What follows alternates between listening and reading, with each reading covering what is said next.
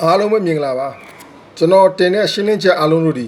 ဗုဒ္ဓဘာသာဝင်တဲ့သက်ဆိုင်တဲ့အတွက်ဗုဒ္ဓဘာသာဝင်မှန်လို့ရှိလို့ရှိရင်နော်ဝင်ရောက်လေ့လာပြီးတော့မိမိတို့ကိုယ်ပိုင်ဉာဏ်နဲ့စင်ကြယ်သုံးသပ်ပြီးတော့နော်မိမိတို့ရဲ့ယူဆချက်များကိုကိုယ်မှများမှာဖြေချပေးခဲ့ဖို့ကျွန်တော်အထူးမေတ္တာရက်ခံပါတယ်မနေ့ကကျွန်တော်တင်ထားခဲ့တဲ့အပိုင်း19မှာပရိတ်ပဋ္ဌာန်းနဲ့ပတ်သက်ပြီးတော့ကျိတော်ရှင်အက္ကမဟာပန္နိတမိုးကုတ်ဆရာတော်ဘုရားကြီးကိုနော်ပရိတ်ပဋ္ဌာန်းတွေကိုပြစ်ပယ်တယ်ဘုရားကိုပြစ်ပယ်တယ်ဘုရားကိုစော်ကားတယ်ဆိုပြီးတော့သူကကောက်ချက်ချတယ်နော်အဲ့ဒါကိုကျွန်တော်ရှင်းခဲ့တယ်ဒီနေ့အပိုင်း18မှာကျွန်တော်ဆက်ရှင်းမှာတော့အညွန့်ခူးစားတာနဲ့ပတ်သက်ပြီးတော့ကျွန်တော်ရှင်းမှာဖြစ်ပါတယ်အပိုင်း1နဲ့3 4မှာလည်းကျွန်တော်ရှင်းထားခဲ့ပြီးဖြစ်ပါတယ်ဘာကြောင့်ခဏခဏထပ်ရှင်းပြရတယ်လဲဆိုရင်သူ့ရဲ့ post တိုင်းမှာနော်ခဏထပ်လဲစော်ကားထားတာကိုတွေ့ရှိရလို့ပါသူဘာတွေပြောထားလဲဆိုတာကျွန်တော်တို့အရင်ဆုံးလေ့လာကြည့်ရအောင်ဘုရားအဆုံးကပိဋကဆိုတဲ့တန်ခါကွဲမှာဆိုလို့မို့ဘောကဆရာကြီးဒီဝေဒနာဗန်းပြကြီးလူငယ်ခုစားတဲ့ပုဂ္ဂိုလ်ဖြစ်ကြောင်းရပြီးတော့တင်ပြသောရနာခဲ့ပါတယ်တို့တင်ပြသောရနာဒါဒီနိုင်ငံတော်တန်ခါမှာနာထုအကဆရာကြီး49ပါအခွဲရတယ်ကြောဒကာကြီးအတော့ကဘုဂုဓမ္မကလေးကလေးအမှားကြီးကိုထောက်ကြပါဓမ္မဝိနည်းလည်းအကြီးပိဋကလုံးဝပါဠိတရားဒီကာတွေကိုကိုးကားပြီးတော့ထောက်ကြပါသောရနာပါလို့အမေးရှိတဲ့အတွက်ဒီတော့သောရနာခဲ့ပါတယ်အားလုံးကြားသိရတဲ့အတိုင်းပါပဲမဟုတ်ဆိုတော့ဘုရားကြီးအားလည်းဝိပဿနာဗန်းပြပြီးတော့အညွန်ခူးစားတဲ့ပုံကိုဖြစ်ကြောင်းနော်သူပြောခဲ့တယ်နိုင်ငံတော်တန်ခါမဟာနာယကနော်မဟာနာဆရာတော်ဘုရား48ပါးနေပြီးတော့ဗောနော်မဟုတ်ဓမ္မကတိကတွေရဲ့အမှားတွေကိုတဲ့ထောက်ပြပါစောဒနာပါဆိုသူကစောဒနာရခြင်းဖြစ်ပါတယ်တဲ့ဆက်ပြီးလေ့လာကြည့်အောင်တို့သောရနာရဲ့ဒီကနိုင်ငံတော်တန်ခါမဟာနာယကဆရာကြီးများလားဒါဂရိတင်ချင်းလေးလားလိုက်နာခြင်းမရှိပဲဘုဂုဓမ္မပြန်သွားရေးဖွဲ့ချုပ်ဥက္ကဋ္ဌဦးအောင်နေမြင့်ဒီအကြိုက်လိုက်ပြီးတော့တပည့်တော်တို့ကတော့ပြန်ပြီးတော့အရေးယူရဲဆိုတဲ့အ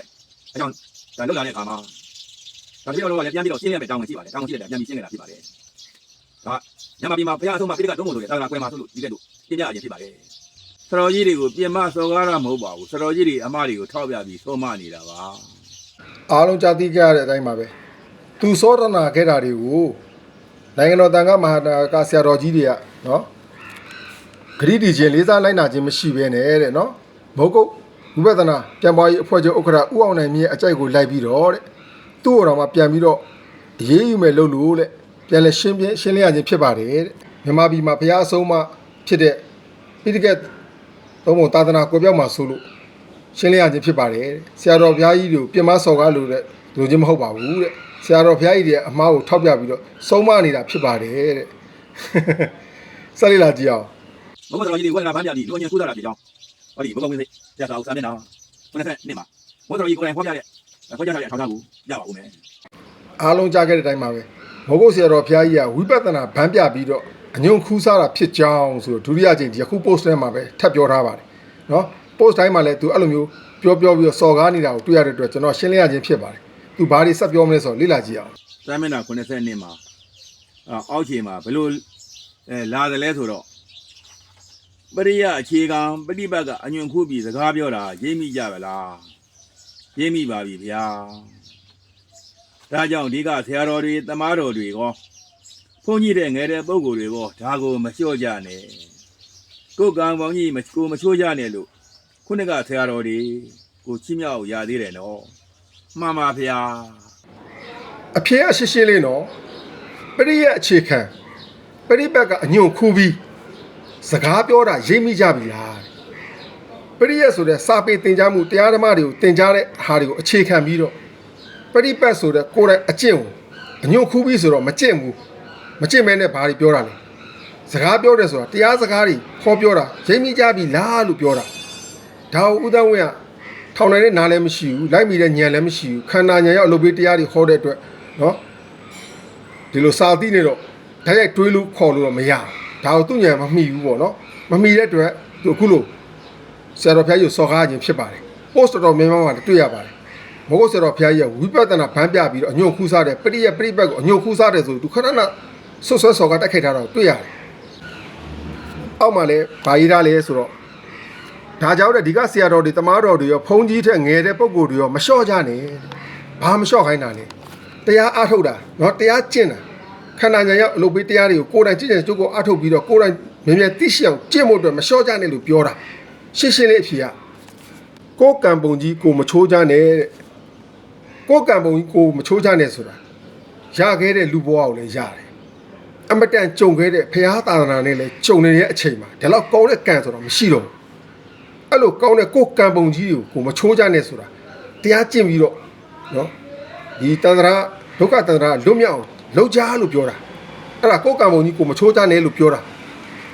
ခုနကဆရာတော်တွေချီးမြှောက်လို့ရသေးတယ်နော်တဲ့ခုနကသူနဲ့တွေ့တဲ့ဆရာတော်တွေကိုချီးမြှောက်လို့ရသေးတယ်လွန်သွားတဲ့ဆရာတော်တွေနော်ပြန်တော်မူသွားတဲ့ဆရာတော်တွေသူနဲ့မတွေ့တော့တဲ့ဆရာမတွေ့နိုင်တော့တဲ့ဆရာတော်တွေကိုချီးမြှောက်လို့မရတော့ဘူးလို့ပြောတာဒါကိုဥဒ္ဒဝင်းကခဏခဏမဟုတ်ဆရာတော်ဘုရားကြီးကဝိပဿနာဗန်းပြပြီးတော့အညွန့်ခူးစားတယ်နော်ပရိပတ်ကိုအညွန့်ခူးစားတယ်ပရိပတ်ကိုပြစ်ပယ်တယ်စော်ကားတယ်နော်ပရိပတ်ကိုတိုက်ခိုက်တယ်ဘုရားကိုပြစ်ပယ်တယ်ဘုရားနဲ့ရှင်ပြီးတော့ဝိပဿနာတွေကိုကိုနီးကိုဟန်နဲ့တီထွင်ပြီးတော့လောက်ပါတယ်ဆိုပြီးတော့နီးအမျိုးမျိုးနဲ့ဆွတ်ဆွဲတာတိုက်ခိုက်တာဘလောက်အာကုသို့များလဲဆိုတာကျွန်တော်ရဲ့ post ကို तू တွေ့ရင် तू သတိပြန်ရကောင်ရနိုင်ပါလေရှက်လဲရှက်နိုင်ပါတယ်เนาะကျွန်တော်သူ့ကိုမုန်းလို့မဟုတ်ပါဘူး तू မှားနေတာတွေကိုကျွန်တော်ထောက်ပြတာပါဒီကိစ္စနဲ့ပတ်သက်ပြီးတော့ဦးတောင်းဝင်းကသူ့ရဲ့ထင်မြင်ယူဆချက်တွေကိုဘလို့ကောက်ချက်ချပြီးတော့ကျွန်တော်တို့ရဲ့ကျေးဇူးတော်ရှင်အက္ကမဟာပန္နိတမိုးကုတ်ဆရာတော်ဖျားကြီးကိုဘလို့ဆွဆွဲတိုက်ခိုက်ထားသလဲဆိုတာကျွန်တော်တို့ဆက်ပြီးလေ့လာကြည့်အောင်ဒါဟာဆိုလို့ရှိရင်ဘုရားဆိုတော်ကြီးကိုယ်တိုင်ကဒါပရိယအခြေခံပြီးပฏิပတ်ကိုအညွန့်ခုပฏิပတ်ကအညွန့်ခုသတာရင်းမိကြပါလားလို့ဆိုတော်ကြီးကိုယ်တိုင်ကဟောပြောထားတာဖြစ်ပါတယ်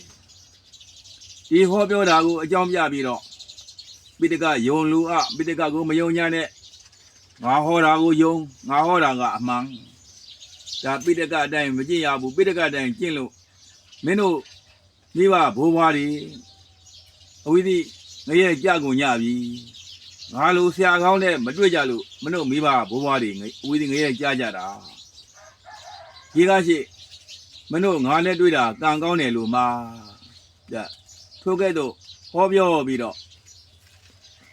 မဟုတ်ဆိုတော့ကြီးဟာပရိယတ်ဒီကိုနှိမ့်ကွက်ပြီးတော့ဒါပရိယတ်ဒီကိုသူကအညွန့်ခိုးပြီးတော့စကားပြောတာဖြစ်ပါတယ်ဒါကြောင့်ဆရာတပည့်တော်ကမဟုတ်တော်ကြီးဒီဝေဒနာကိုဗန်းပြပြီးလူအညွန့်ခိုးသားသူဖြစ်ကြောင်းဟောဒီမဟုတ်ဝိနည်းတဲ့စာမျက်နှာ82ကိုကိုးကားပြီးဖြည့်ခြင်းဖြစ်ပါတယ်အားလုံးကြားကြတဲ့အတိုင်းပါပဲเนาะပရိယတ်တိကိုဗန်းပြပြီးတော့ပရိယတ်တိကိုအညွန့်ခူးစားတဲ့လူတဲ့အဲဒါကြောင့်မောကုဆရာတော်ဘုရားကြီးဟာဝိပဿနာဗန်းပြပြီးအညွန့်ခူးစားတဲ့လူဆိုပြီးတော့ထပ်မံဆွဆွဲသွားပြန်ပါတယ်ယခု post မှာပဲเนาะ3-4ချိန်လောက်ဆွဆွဲထားပါတယ်เนาะအဲကြောင့်အခုသူပြောခဲ့တဲ့เนาะပိဋကယုံလူအပိဋကကိုမယုံကြနဲ့ငါဟောတာကိုယုံငါဟောတာကအမှန်ပိဋကအတိုင်းမကျင့်ကြနဲ့ပိဋကအတိုင်းကျင့်လို့မင်းတို့မိဘဘိုးဘွားတွေအဝီစီငရဲကြကုန်ကြပြီငါလိုဆရာကောင်းနဲ့မတွေ့လို့မင်းတို့မိဘဘိုးဘွားတွေအဝီစီငရဲကြကြတာဒီကရှေ့မင်းတို့ငါနဲ့တွေ့တာကံကောင်းတယ်မဲ့စသဖြင့်ဆရာတော်ဘုရားကြီးဟောကြားခဲ့တဲ့ဆိုပြီးတော့သူထင်ရသူမြင်ရကိုသူ့ညံနဲ့သူတွေးပြီးတော့ပြောထားတာဆရာတော်ဘုရားကြီးကတစ္ဆာဟောနိုင်တဲ့ပုံကိုနဲ့မတွေ့ဒုက္ခများမယ်ဆိုတဲ့အကြောင်းပြောတာသူလိုရအောင်ဆွတ်တွေးပြီးတော့เนาะပြောရတာအစိုးဆုံးကတော့မဟုတ်ဆရာတော်ဘုရားကြီးကဝိပဿနာဗန်းပြပြီးတော့အညွန့်ခူးစားတဲ့ပုံကိုတဲ့ဘလောက်ထိစော်ကားသလဲဆိုတာလीငရဲကြည့်တယ်ကျွန်တော်သူ့ကိုတနာလို့အခုလိုရှင်းလင်းချက်တွေထုတ်နေရခြင်းဖြစ်ပါတယ်သူနဲ့ကျွန်တော်နဲ့ကရန်ညွှန်းရစားလည်းမရှိပါဘူးเนาะရန်သူတစ်ဖွဲ့လည်းကျွန်တော်မတတ်မှတ်ပါဘူးဦးတောင်းကိုကျွန်တော်ရဲ့ကျေးဇူးရှင်လို့တော့ကျွန်တော်တတ်မှတ်တယ်ဘာကြောင့်လဲဆိုတော့ကျွန်တော်ကလွန်ခဲ့တဲ့အနှစ်20ကျော်ကမဟုတ်ဆရာတော်ဘုရားကြီးတရားတွေကိုများစွာနာယူခဲ့ဘူးတယ်เนาะကျွန်တော်တရားတွေနာခဲ့တယ်ကျင့်တန်တော့လည်းကျင့်ခဲ့တယ်သို့သောကျွန်တော်တရားတွေကိုမိမိလေးတော့နေခဲ့တာတော်ကြာပြီနှစ်ပေါင်းများစွာကြာခဲ့ပြီအခုချိန်မှာသူ့ကိုပြန်လဲရှင်းလင်းရတဲ့အတွက်ကျွန်တော်ကဒါတွေကိုပြန်ပြီးတော့လေ့လာခွင့်ရတယ်ပြန်လေ့လာဖြစ်တယ်အဲ့အတွက်ကျွန်တော်ကသူ့ကိုကျေးဇူးတင်တယ်ဒါပေမဲ့သူ့အတွက်တော့เนาะစိတ်မကောင်းစရာတွေ့ရတဲ့အတွက်ကျွန်တော်ကရှင်းလင်းချက်တွေကိုဆက်လက်ထုတ်နေရခြင်းဖြစ်ပါတယ်လို့เนาะဆက်လက်လည်းတင်ပြပေးပါဦးမယ်ယခု file ကိုလည်းအားလုံးသိရှိအောင် share ပေးကြပါလို့မေတ္တာရက်ခံပါတယ်အားလုံးကျေးဇူးတင်ပါတယ်